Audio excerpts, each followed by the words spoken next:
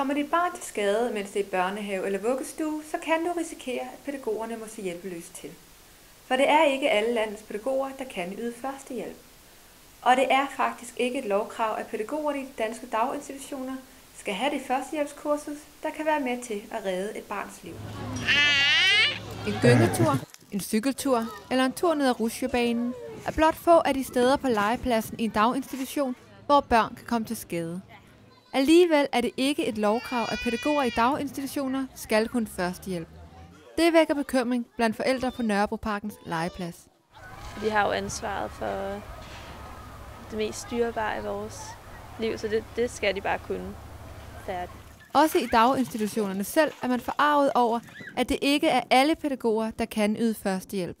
Det er vores ansvar at have de små væsener her, og forældrenes guldklumper, og det vil være ubærligt, hvis det er, at vi ikke kan yde den førstehjælp, som vi eventuelt vil kunne komme ud for.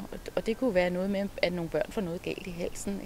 Altså vi skal vide, hvordan vi skal handle. Faktisk er det kun 17% af alle danske kommuner, der har sikret sig, at pædagogerne kan give den førstehjælp, der kan være forskellen på liv og død. Det tal undrer man sig over hos Falk.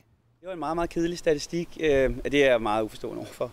Jeg synes jo, det er utrolig vigtigt, at alle burde have det. Hvis hjertet går i stå, falder chancen for at overleve med 7-10% for hvert minut, der ikke bliver ydet førstehjælp. Det er så lidt, der skal til for at redde det liv. Det er små bevægelser og lidt omtanke, så man lige skal instrueres i, så kan man faktisk redde liv. I vuggestuen Titanrosen i København kræver pædagogerne handling. Det er jo samfundets ansvar. Altså ligesom vi har borgerpligt til at hjælpe folk på gaden og øge førstehjælp, lige sådan har vi ekstra ansvar, mener jeg, at have det i institutioner. Også lederen af Titanrosen mener, at det er på tide, at politikerne griber ind. Alle skal have det, og det mener jeg, at man må stille krav om.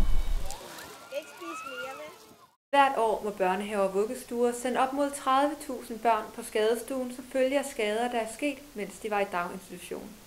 Socialdemokraternes børne- og ungeordfører Troels Ravn har nu lovet at tage sagen op i Folketinget.